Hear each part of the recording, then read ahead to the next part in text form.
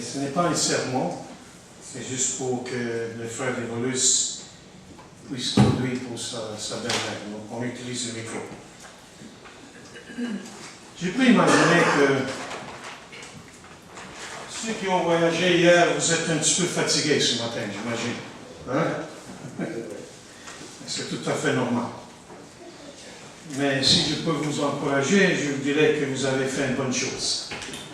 D'aller visiter les frères là-bas, pour les encourager. Également, vous avez aussi été encouragés aussi, je pense.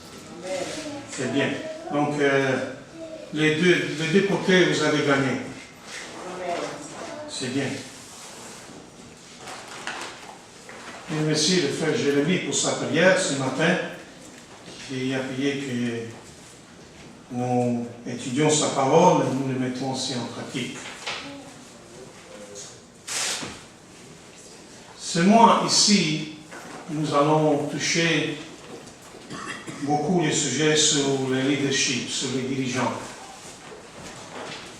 Et ce matin, je vais partager avec vous une partie d'un enseignement sur le leadership. Moi, je l'appelle entrer dans les pâturages. Chrétiens partout pleurent pour les leaders spirituels, hommes et femmes qui sont fondés sur la parole de Dieu et devenus sages par les expériences de la vie, remplis de l'amour et de la compassion de Christ.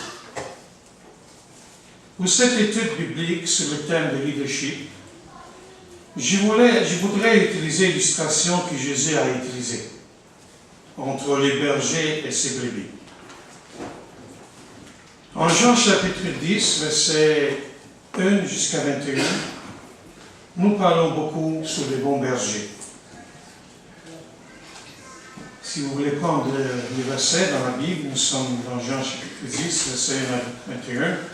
On ne va pas lire tous les versets, mais nous allons tirer quelques points dans ce chapitre 10, verset 1 à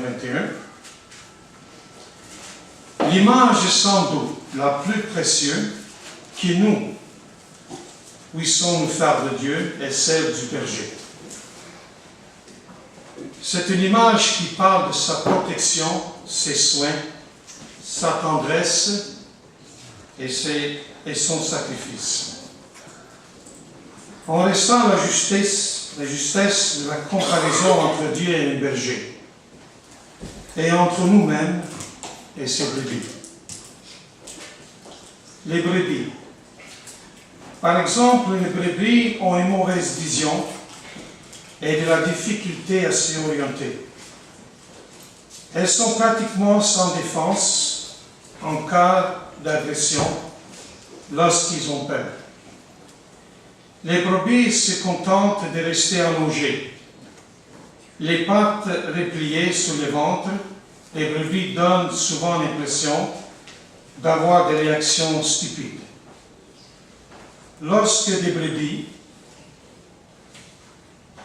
se trouvent dans un champ et que l'une d'entre elles se met à sauter par-dessus un obstacle imaginaire, toutes les autres limites. Et ça, c'est vrai, parce que j'ai eu l'opportunité en Italie de voir pour la première fois la manière que les bergers guident les brebis. Dans la rue, lorsqu'on était avec la voiture, on passait, et les brebis étaient là, beaucoup de brebis, et les bergers aussi, avec 2 chiens. Et les chiens y aident les bergers à guider les brebis. Et les brebis, s'ils ne sont pas guidés, ils vont n'importe où. Alors, j'ai vu cette image-là, et j'ai beaucoup pensé à quand Jésus parle des bons bergers, quand il parle des brebis. Bien souvent, les bergers doivent aller chercher les brebis dans leur abri pour les mener à boire, sans quoi qu'elles mourraient de soif. Les brebis sont des animaux qui ont besoin de beaucoup d'aide. Et c'est aussi notre cas. Le berger, par contre, cependant, n'est pas en soi un concept positif. Dans certains pays du monde, les bergers sont connus pour être des ivrognes irresponsables.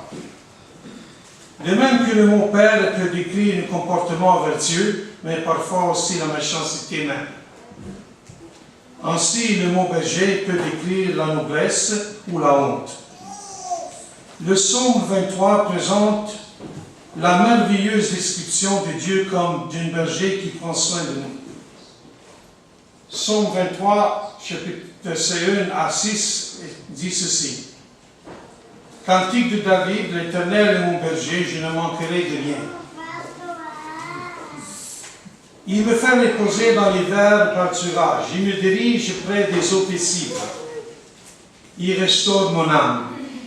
Il me conduit dans les sentiers de la justice, à cause de son nom.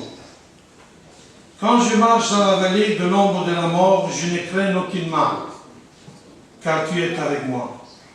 Ta houlette et ton bâton me rassurent. Tu dresses devant moi une table en face de mes adversaires. Tu aimes l'huile de ma tête, et ma coupe est toujours débordée. Oui, le bonheur et la grâce m'accompagneront tous les jours de ma vie. Et j'habiterai dans la maison de l'Éternel jusqu'à la fin de mes jours. Mais 2 prophètes de l'Ancien Testament nous parlent aussi des mauvaises bergers. Il existe aussi des mauvaises bergers, mes frères et sœurs. En Ézéchiel chapitre 56, versets 9 et 12, si vous voulez suivre avec moi, Ézéchiel 56, 9 à 12, c'est écrit « Vous tous, animaux des champs, venez pour manger. Vous tous, animaux de la forêt, ces guetteurs sont tous aveugles. » Ézéchiel chapitre 56, versets 9 à 12. Ils ne le connaissent rien. Ce sont tous des chiens moins incapables de déboyer. Ils ont des rêveries, s'y tiennent couchés, aiment à sommeiller, et ce sont des chiens voraciers qui ne savent pas se rassasier. Ce sont des bergers qui ne savent rien comprendre. Tous suivent leur propre voie, chacun selon son intérêt, exclusivement. Venez, je vais faire du vin, et nous enivrerons des liqueurs fortes. Nous en ferons autant demain. Il en reste en grande abondance. Ici, Ézéchiel caractérise ces chefs-là spirituels comme des gardiens endormis. En Jérémie chapitre 23, verset 1 à 4, c'est écrit aussi « Malheur aux bergers qui perdent et disperse le troupeau de mon pâturage. C'est pourquoi ainsi parle l'Éternel, le Dieu d'Israël, sur les bergers qui font paître mon peuple. Vous avez déséminé mes brebis et vous les avez chassées. Vous n'en avez pas pris soin.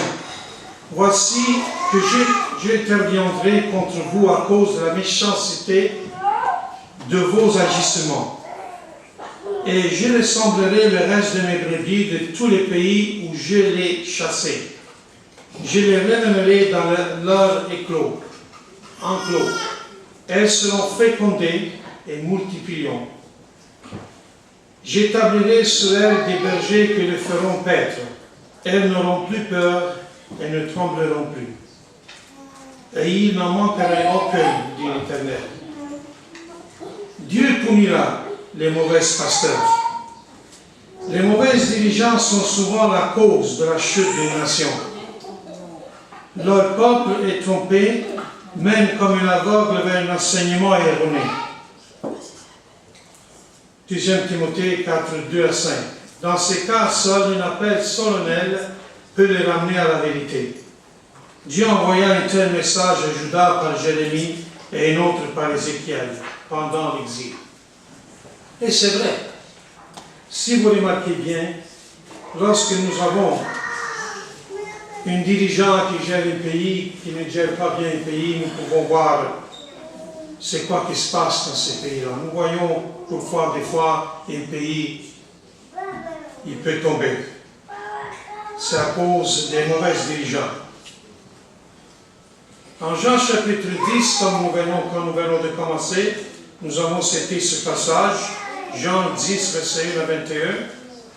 Le sermon débute avec une analogie basée sur le berger et ses brebis et la vocation par Jésus.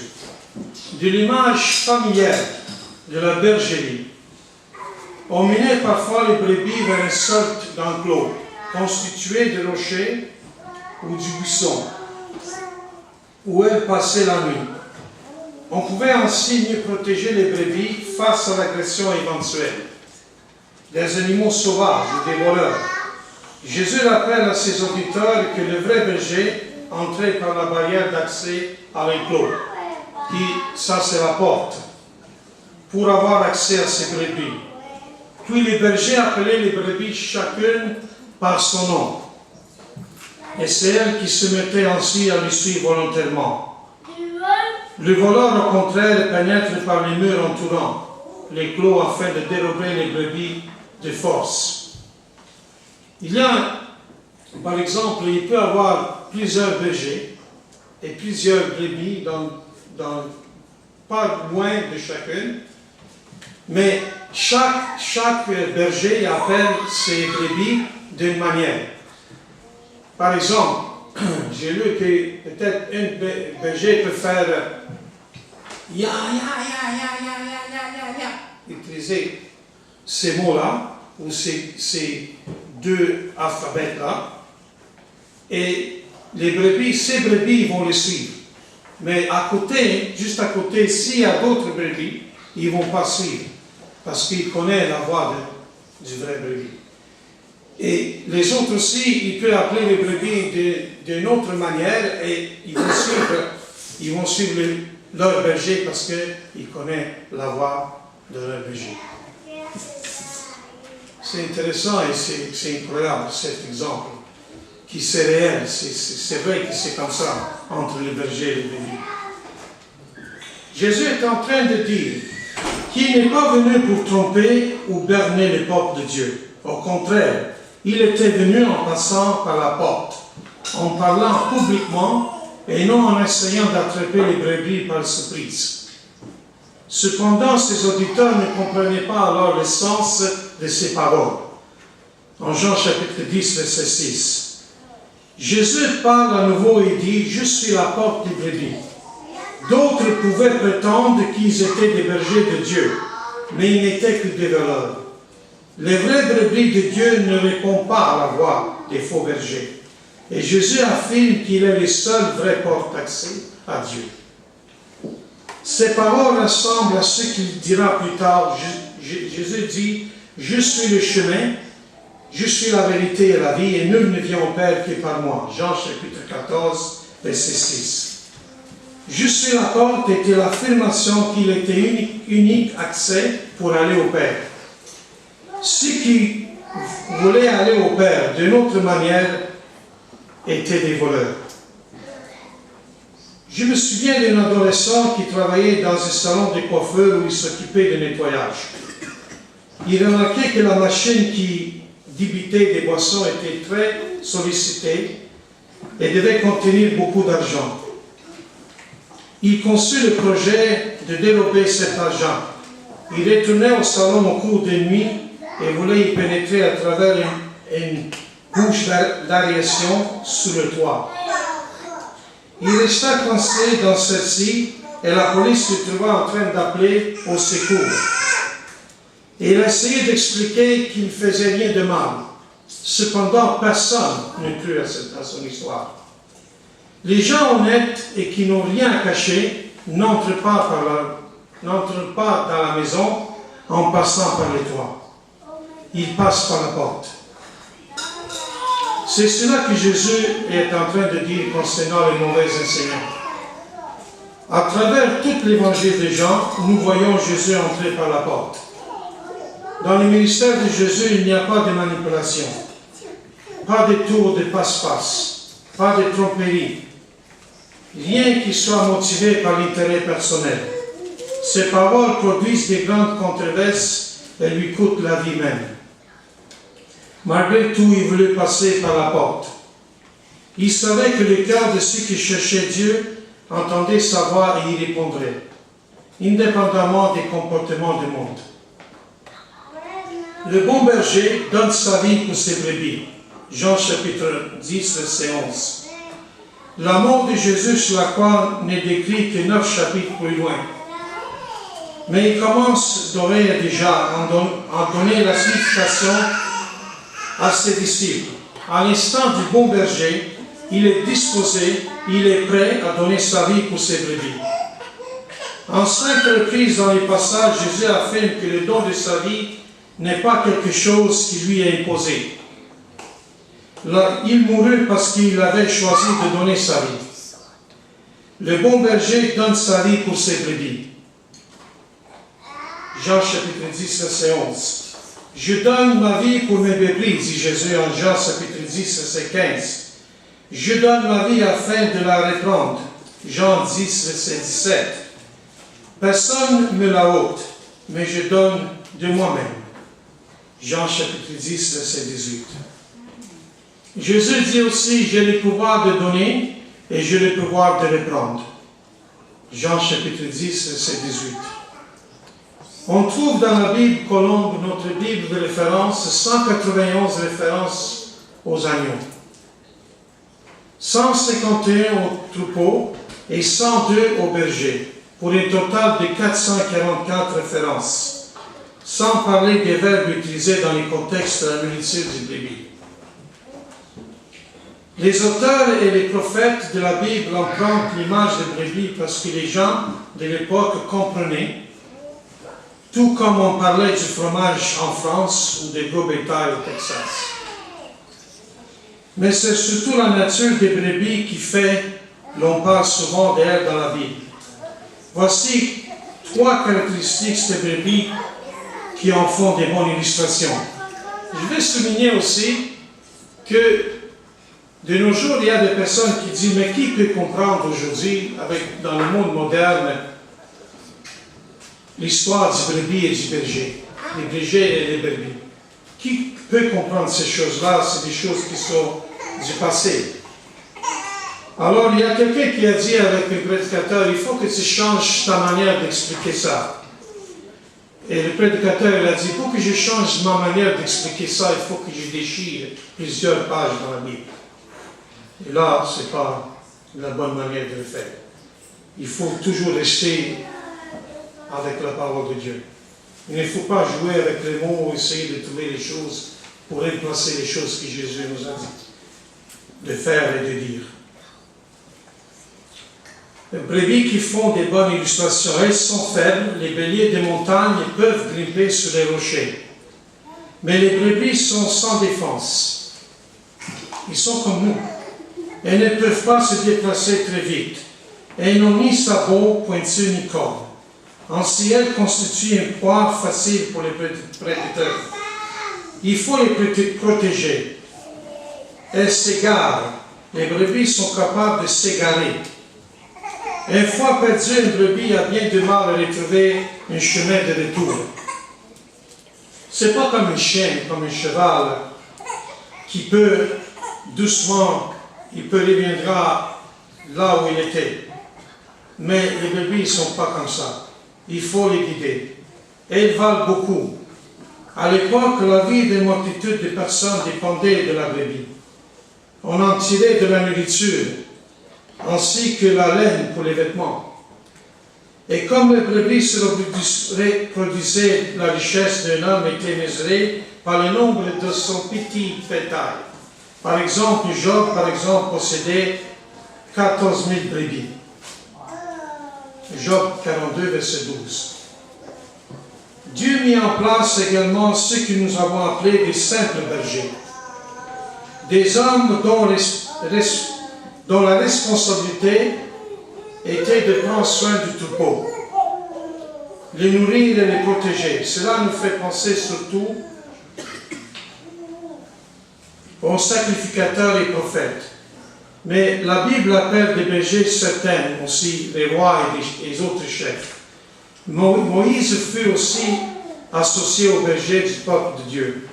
Le roi David aussi était considéré ce sujet comme son troupeau. Et aussi Dieu appela Cyrus, un roi étranger, son berger. Ézéchiel 44, verset 28. Nous pouvons aussi imaginer si des brebis n'ont pas de berger. Les brebis étant faibles et sans défense naturelle, le fait d'être sans berger les laisserait sans nourriture, sans protection et sans direction. Bref, dans une situation pitoyable. Les personnes sans berger sont également perdues. Dieu établit Josué à côté de Moïse, afin que la communauté de l'Éternel ne soit pas comme les brebis qui n'ont point de berger.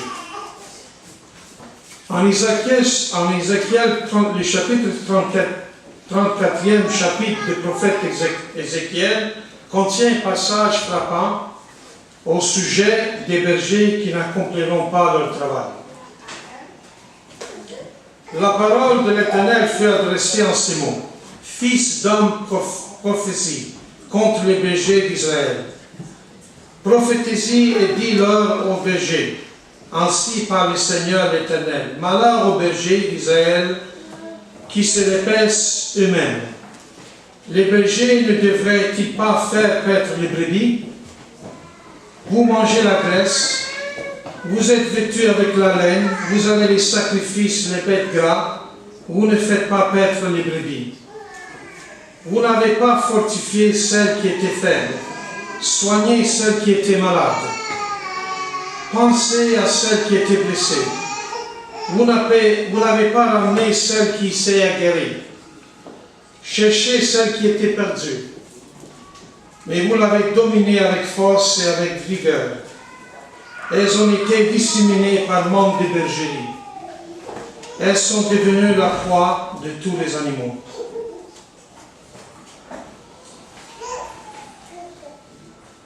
La campagne, elles ont été disséminées, mes brebis errent sur toutes les montagnes et sur toutes les collines élevées. Mes brebis sont disséminées à la surface de tous les pays. Nul n'en prend soin, nul ne les cherche. Ézéchiel chapitre 34, verset 1 à 6. Il y a une histoire que je veux partager avec vous, mes frères et sœurs. L'histoire de deux personnes qui sont allées en Palestine. Il y a plusieurs années, en Palestine, un homme et sa femme ont fait un tour en autobus à travers la campagne israélienne. La campagne israélienne. Pendant il avait un guide qui expliquait les paysages, l'histoire, la mode de vie. Dans cette description, il comprenait une représentation réconfortante de l'ancienne relation entre berger et brebis. Il a expliqué comment le berger établit une relation avec ses brebis, comment il les nourrit et les soignait doucement. Il a souligné que le berger ne conduit pas les brebis, mais les guide. Et que le berger n'a pas besoin d'être sévère avec eux, car ils attendent sa voix et suivent. Ensuite, il a expliqué comment, lors d'une tournée précédente, les choses avaient échoué pour lui, alors qu'il donnait ce même discours sur les brebis et les bergers. Au milieu de la rotation de son histoire, il se rendit compte qu'il avait quelque chose qu'il avait l'intention de ses passagers. Il regardait tous avec les yeux dans la fenêtre de l'autobus à un gars qui poursuivait un troupeau de brebis. Il leur jeta des pierres, les battant avec des bâtons et envoyait les chiens sur eux. L'homme qui conduisait les brebis dans les champs avait détruit l'histoire. Enchanté du guide. Le guide nous a dit qu'il était tellement agressé qu'il a sauté de l'autobus et a couru dans les champs et a abordé l'homme. Il a dit, comprenez-vous ce que vous venez de faire? Il a demandé. Je disais une histoire charmante sur les voies douces des bergers et voilà que vous maltraitez et agressez ces brebis. Que se passe-t-il? Pendant un moment, le regard déconcentré s'est figé sur le visage du pauvre, chasseur de brebis. Après un moment, quand le choc est passé, l'homme a dit, vous avez tout mal compris. Il a dit, vous avez tout mal compris, monsieur. Je ne suis pas un berger, je suis un boucher. Cet homme venait de fournir au guide et à nous tous un exemple parfait de ce qui n'est pas un berger. Un berger n'est pas un boucher. Voici donc une liste de responsabilités des bergers. Nourrir le troupeau, prendre soin des brebis, malades ou blessés, chercher et trouver les brebis perdues, protéger les troupeaux. Les bergers spirituels à qui Ézéchiel s'adressait n'ayant pas assumé cette charge. Le résultat catastrophique est donné ensuite. Je suis vivant, oracle du Seigneur l'Éternel, parce que mes brebis sont au pillage, et parce que mes brebis sont devenues la proie de tous les animaux dans la campagne. Faute des bergers, parce que mes bergers ne prennent aucun soin de mes brebis, parce que les bergers se repaissent eux-mêmes et ne fassent pas paître mes brebis. À cause de cela, bergers, écoutez la parole de l'Éternel. Ainsi parle le Seigneur éternel. Me voici contre les bergers. Je réclamerai mes brebis de leurs mains. Je ne laisserai plus faire paître mes brebis, pour que les bergers ne se rebaissent plus eux-mêmes. J'arracherai mes brebis de leur bouche et elles ne seront plus une proie pour eux. Versets 8 et 10. Le concept de Jésus comme berger est développé dans tout le Nouveau Testament. Selon Hébreux chapitre 13, verset 20, il est le grand berger de brebis. Pierre dit qu'il est le berger et le gardien de nos âmes. Il est le souverain pasteur, le souverain berger. En 1 Pierre chapitre 5, verset 4, dans le livre d'Apocalypse et aussi Psaume chapitre 2, verset 9, est utilisé 3 fois pour décrire Jésus. Dans chaque cas, le texte mentionne le fait qu'il ferait paître. Forme verbale des poèmes, qui signifie berger, avec un sceptre de fer. Comme David il y a si longtemps, chacun de nous peut dire l'Éternel est mon berger et je ne manquerai de rien. C'est vrai, mes frères et sœurs, je crois que chacun de nous nous pouvons dire cela, que l'Éternel est notre berger, et si nous sommes avec lui, nous manquerons de rien. C'est vrai? Amen. Les simples bergers, Jésus attend le souverain berger. Comme cela avait été le cas dans l'Ancien Testament, le Nouveau Testament parle aussi des bergers avec des responsabilités dans les troupeaux et qui doivent rencontrer Jésus. Dans les assemblées locales, on appelle ces hommes anciens, évêques ou pasteurs, bergers. Examinons 3 passages clés concernant ces dirigeants. Le premier passage en Actes chapitre 20 décrit la halte que Paul fit à Milet. Sur le chemin de Jérusalem, selon le verset 17, de là, il a envoyé chercher à Éphèse les anciens de l'Église. À leur arrivée, il leur parla longuement, entre autres au sujet de leur responsabilité envers leur assemblée. Prenez donc garde à vous-même et à tout le troupeau au sein duquel le Saint-Esprit vous a établi avec, pour faire paître l'Église de Dieu qui s'appuie par son sang. Notons que ces dirigeants sont d'abord appelés anciens, mot qui signifie homme plus sage, plus âgé aussi. Puis Paul leur dit que le Seigneur les avait établis évêques. Enfin, l'apôtre leur dit qu'ils doivent faire paître l'Église. Les anciens sont des hommes mûrs, comme la suggère le terme ancien. Des hommes qui surveillent, comme le suggère le terme évêque. Surveillant, des hommes avec une charge, comme le suggère aussi le mot berger. Quelle grande responsabilité qui celle du berger. Paul avait cela à l'esprit lorsqu'il exhorta les anciens à protéger le troupeau. Je sais que parmi vous, après mon départ, s'introduiraient des loups redoutables, qui n'épargneront pas les troupeaux, et que du milieu de vous se lèveront des hommes qui prononceront des paroles perverses, pour entraîner les disciples après eux. Veillez donc, et vous en souvenant que pendant 3 ans, je ne cesse nuit et jour d'avertir avec des larmes chacun de vous. Versets 29 à 31. Le 10e passage se trouve en Éphésiens, chapitre 4, versets 11 et 12. Celui qui a été donné les uns comme apôtres, les autres comme prophètes, les autres comme évangélistes, les autres comme pasteurs et docteurs, et pour la perfection des saints.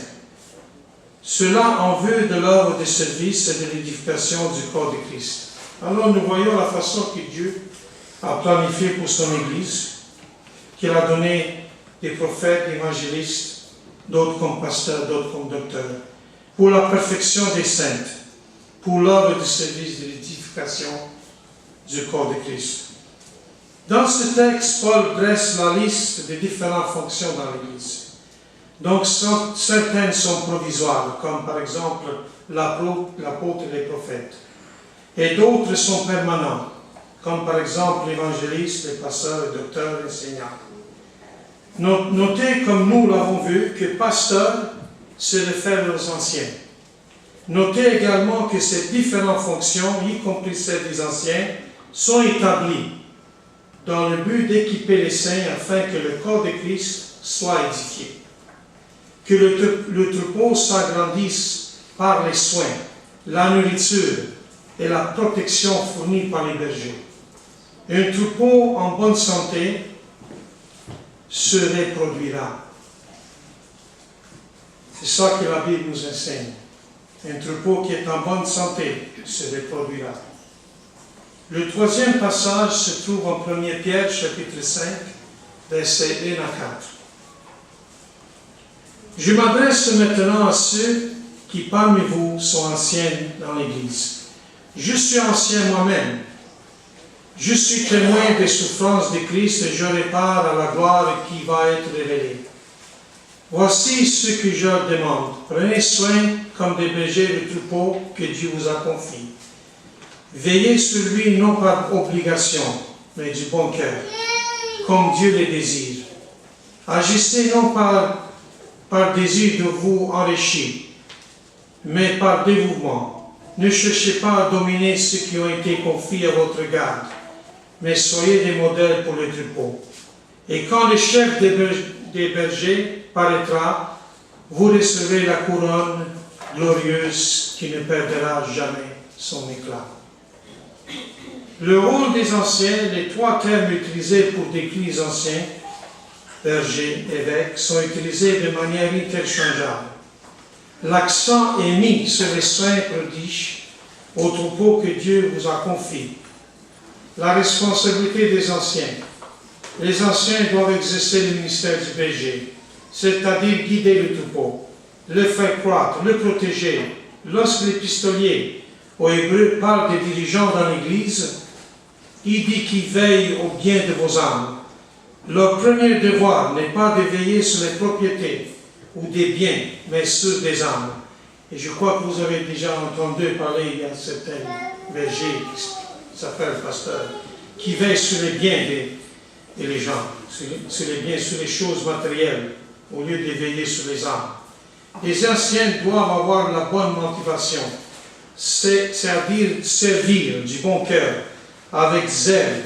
Les anciens doivent diriger de la bonne manière, c'est-à-dire en tant des modèles pour le troupeau et non en dominant. Un cœur du berger. Nous parlons maintenant un peu du cœur du berger.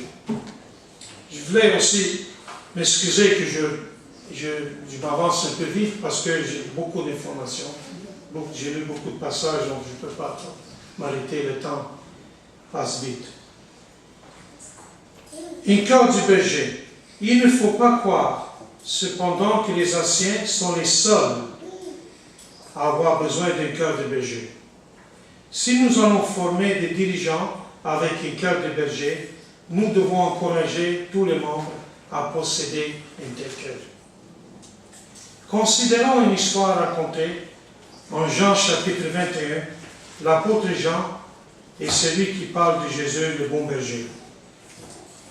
Jean chapitre 10, même nous lisons Jean chapitre 21 vers la fin, que Jésus parle personnellement avec Pierre. L'incident de Jean 21 au lac de Galilée après la résurrection de Jésus, et tout près de la fin de son séjour sur la terre, il apparaît à ses disciples, parmi lesquels se trouve Pierre. C'est lui qui l'a régné 3 fois. À un certain moment, Jésus prend Pierre à part pour lui parler. Et Jésus dit, Simon Pierre, Simon, fils de Jonas, m'aimes-tu plus que ceci? Il répondit, oui Seigneur, tu sais que je t'aime.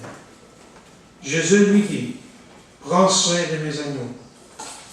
Il lui dit une seconde fois, Simon, fils de Jonas, m'aimes-tu? Pierre lui répondit, oui Seigneur, tu sais que je t'aime. Jésus lui dit, sois le berger de mes brebis. Il lui dit pour la 3e fois, Simon, fils de Jonas, m'aimes-tu? Pierre fut attristé de ce qu'il avait dit pour la 3e fois. M'aimes-tu? Et lui répondit, Seigneur, tu sais toutes choses. Tu sais que je t'aime. Jésus lui dit, prends soin de mes brebis. Jean chapitre 21, versets 15 à 17. Dans cette conversation, Jésus dit la même chose à Pierre à 3 reprises. Mais chaque fois, il choisit des termes un peu différents. Prends soin de mes agneaux, sois le berger de mes brebis et prends soin de mes brebis. Pierre obéit au commandement du Seigneur, il devient un berger des âmes. 1 Pierre chapitre 5, verset 1. Ce texte contient des leçons pour nous tous. La première est sans doute l'importance de bien établir des priorités dans notre vie. Nous développons un cœur de berger. Pensons-nous aux besoins des autres. Il faudra imaginer Jésus, les mains sur nos épaules, en train de nous parler comme il a fait avec Pierre. M'aimes-tu vraiment? M'aimes-tu plus que ceux qui vous entourent? Si tu m'aimes, sois les bergers de mes brebis et prends soin de ceux qui gênent. Tout parent, tout chrétien devait prendre à cœur ces enseignements. Le Seigneur nous a confié des âmes précieux que nous devons aimer et protéger. Donc nous devons prendre soin. Quand les membres du troupeau s'égarent, où sont les bergers? De même, où sont les autres membres? Où sont ceux au cœur des bergers, prêts à aller chercher les personnes errantes et les ramener à la bergerie? Les passages, Galates chapitre 6, 1, Jacques 5, 19 et 20. En conclusion, l'enseignement biblique sur les brebis et les bergers nous concerne tous, car il contient des leçons sur le besoin d'avoir dans l'Église non seulement une direction bienveillante, mais encore des membres prêts à être les bergers, les uns des autres. Tout le monde se rappelle, c'est pas que je vais terminer d'une manière négative, mais tout le monde se rappelle de la mauvaise et populaire réponse que Caïn a répondu à Dieu. Lorsque Dieu demande une question à Caïn, il a dit, Caïn, où est ton frère? Abel. Et Caïn a répondu, je ne sais pas. Suis-je le gardien de mon frère? Et combien de fois nous disons ça? C'est pas important combien de fois on l'a dit ou combien de fois nous l'avons pensé. Ça fait partie du passé. Mais aujourd'hui, comme demain, nous devons apprendre à avoir un cœur que le berger a. Surtout le cœur que Jésus a comme berger. Parce qu'il est le souverain berger. Et je pense que si nous avons le cœur qu'un berger a, nous devons vraiment devenir des bons dirigeants. Ils ne mettent pas toute la responsabilité sur une ou deux, trois personnes, mais de comprendre que c'est un travail que chacun de nous doit faire. C'est la responsabilité de chacun de nous. Il reste quelques minutes. Je ne pense pas qu'il y avait le temps pour des questions, mais si vous avez une question, un commentaire, sachez que je suis obligé de prendre juste 1 minute ou 2.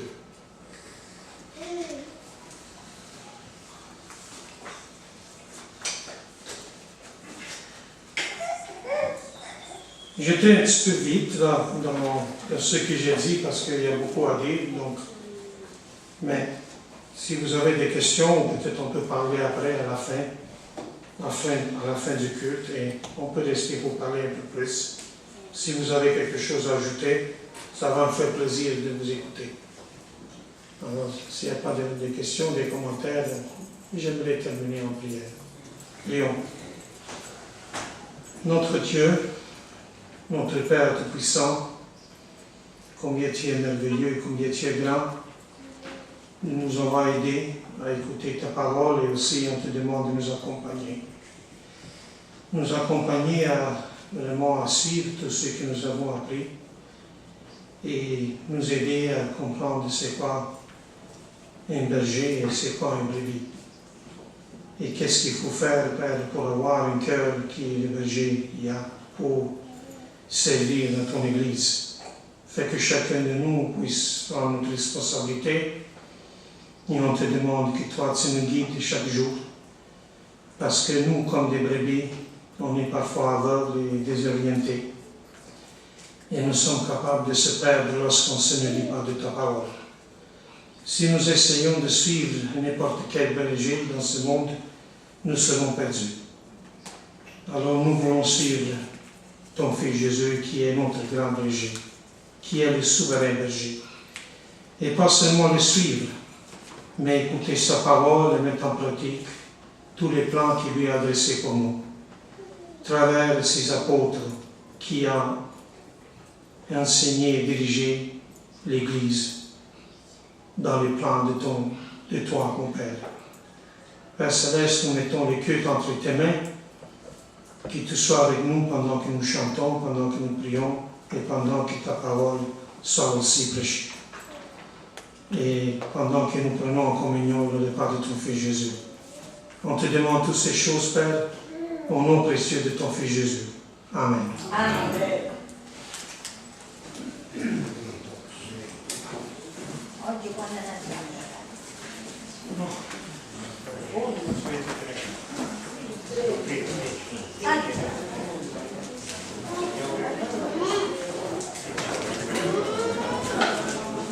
Non vedo.